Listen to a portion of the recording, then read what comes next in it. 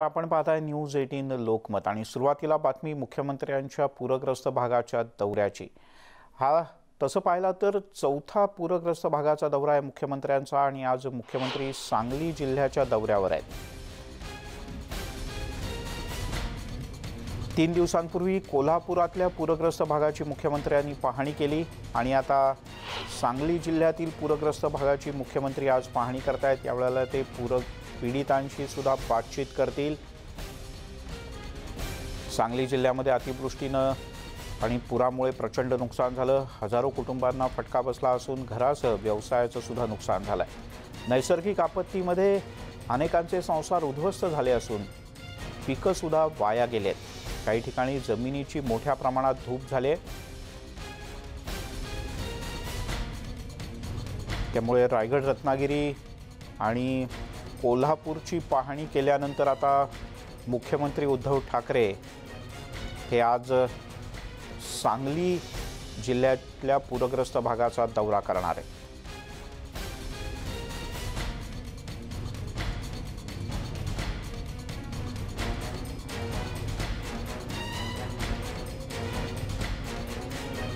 हा सांगली दौरा नेमका कसा असणार आहे आपण पाहूयात। सांगलीचा दौरा मुख्यमंत्र्यांचा, या दौऱ्याकडे सुद्धा मदत नेमकी कधी आणि कशी मिळणार याच हेतून पाहिलं जातं। 9:50च्या दरम्यान ते सांगलीत पोहोचतील, मग पलूसला पाहणी करतील, त्यानंतर अंकलखोप भागाची ते पाहणी करतील, पुढे ते कसबे डिग्रसची पाहणी करतील। यानंतर 12:15च्या दरम्यान ते मौजे डिग्रजला पोहोचतील। यानंतर 12:30च्या दरम्यान आयर्विन पुलाची ते पाहणी करतील।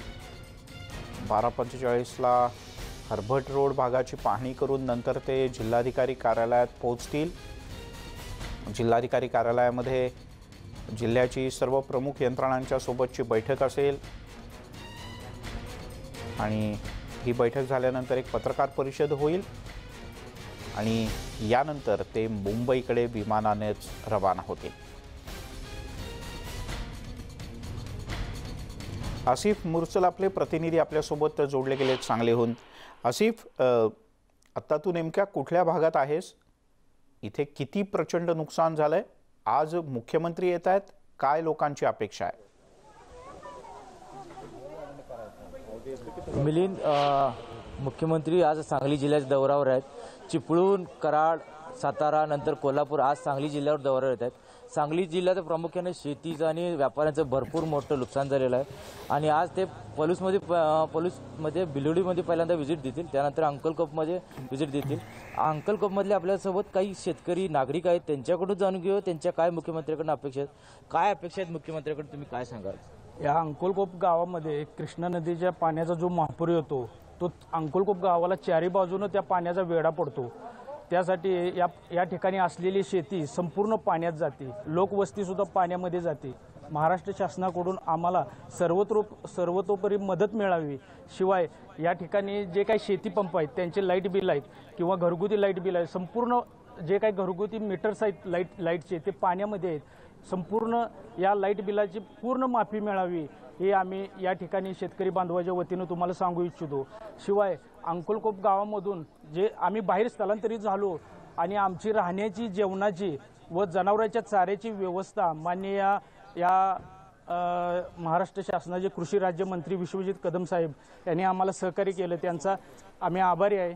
आणि अशीच मदत सर्वांना झाल्यामुळं या ठिकाणचे सर्व शेतकरी त्यांचे अभिनंदन करत आहेत। आपल्यासोबत आणि काही नागरिक आहेत, त्यांच्याकडे जाणूया घराचं कसं नुकसान झालंय, काय पद्धतीने आता परिस्थिती आहे आणि तुमची काय मागणी आहे?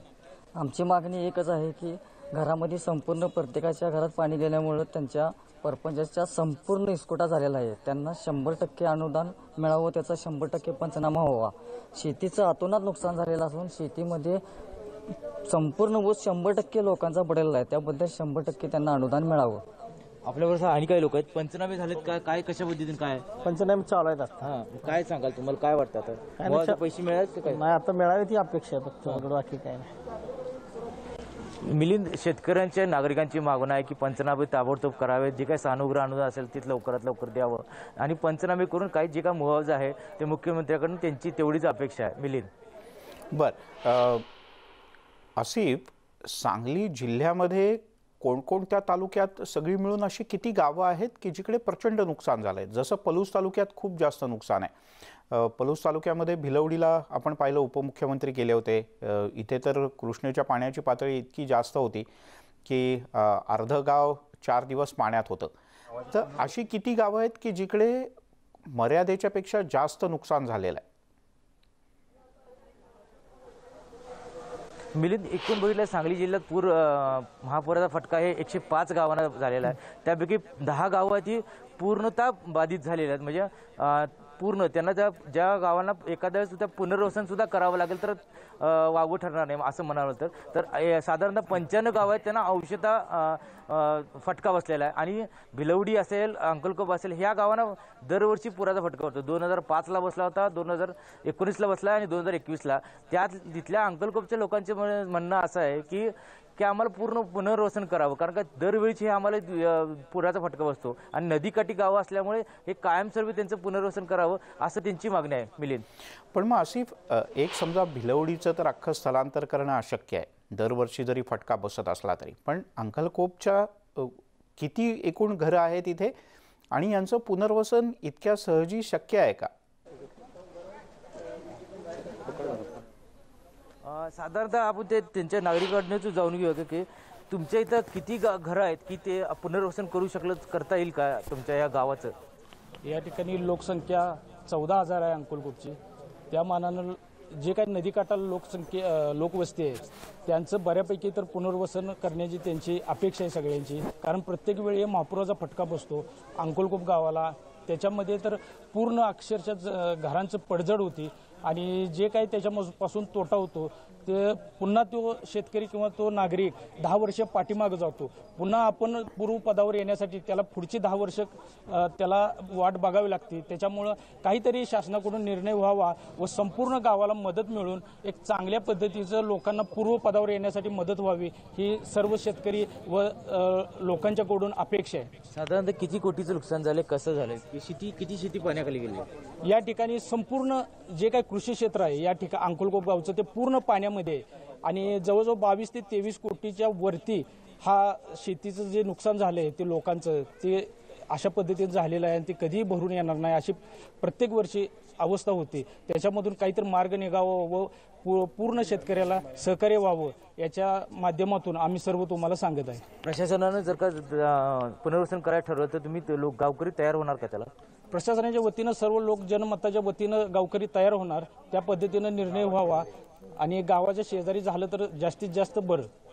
मिलिंद, गावकऱ्यांचं म्हणणं असं आहे की आमचं पुनर्वसन आम्ही करायला तयार आहोत, प्रशासनानं पुढाकार घ्यावं आणि गावात म्हणजे जवळच कुठेतरी पुनर्वसन करावं असं गावकऱ्यांचं म्हणणं आहे. मिलिंद, बरं, तू राहाच आपल्यासोबत. सुस्मिता बदाणे आपल्या प्रतिनिधी मुंबईतून आपल्यासोबत आहेत. सुस्मिताकडे काही अपडेट्स आहेत.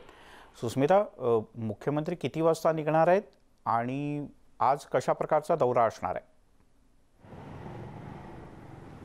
खरं तर काही वेळापूर्वीच राज्याचे मुख्यमंत्री उद्धव ठाकरे हे त्यांच्या कलानगर इथल्या निवासस्थानातून निघालेले आहेत आणि साधारणपणे 9:50 ते कोल्हापूरला पोहोचले आणि त्यानंतर ते सांगलीच्या दिशेने रवाना होणार आहेत. ज्या पद्धतीने आपण वारंवार बघितलेलं आहे की पूरग्रस्त भागांमध्ये त्यांनी दौरे केलेले होते, त्या दौऱ्यांच्या दरम्यान वेगवेगळ्या टप्प्यावरती वेगवेगळे मुद्दे समोर येते. जसं आता सांगलीच्या बाबतीत म्हणायला गेलं किंवा इतर अनेक भागांच्या बाबतीत म्हणायला गेलं तर पुनर्वसन नागरिकांचं कसं होणार या बाबतीत सुद्धा महत्त्वाची चर्चा आज होणं अपेक्षित आहे. एक आढावा बैठक 1 वाजता जिल्हाधिकारी कार्यालय सांगली इथं होणार आहे आणि त्यानंतर मुख्यमंत्री थेट पत्रकारांशी सुद्धा संवाद साधणार आहेत.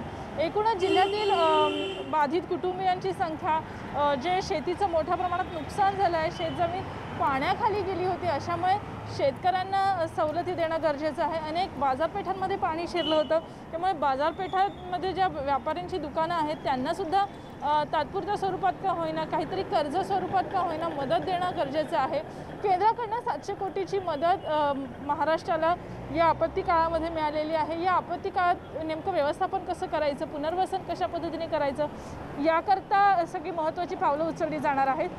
या संपूर्ण परिस्थितीमध्ये म्हणजे अगदी कोकण असेल, पश्चिम महाराष्ट्र या दोन्ही भागांमध्ये ज्या ज्या ठिकाणी पुराचा फटका बसलेला आहे तिथं पंचनामे अतिशय जलद गतीने व्हावं किंवा पंचनामे करण्याची प्रक्रिया लवकर पूर्ण व्हावी अशा पद्धतीची अपेक्षा व्यक्त केली जात आहे। परंतु तत्पूर्वी 10,000 रुपये जे काही लोक यामध्ये बाधित आहेत त्यांना प्राथमिक स्वरूपाची मदत म्हणून त्यांच्या खात्यामध्ये टाकण्यात येतील असं विजय वडेट्टीवार यांनी सुद्धा स्पष्ट केलेलं होतं।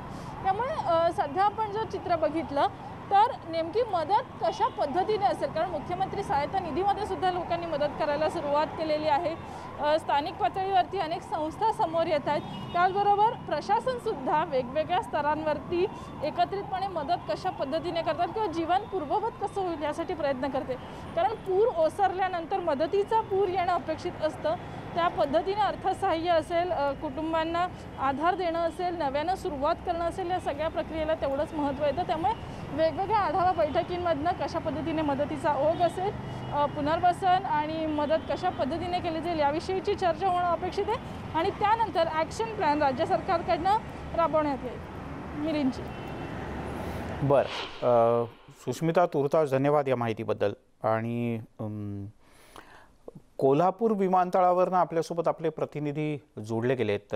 किरण, कोल्हापूर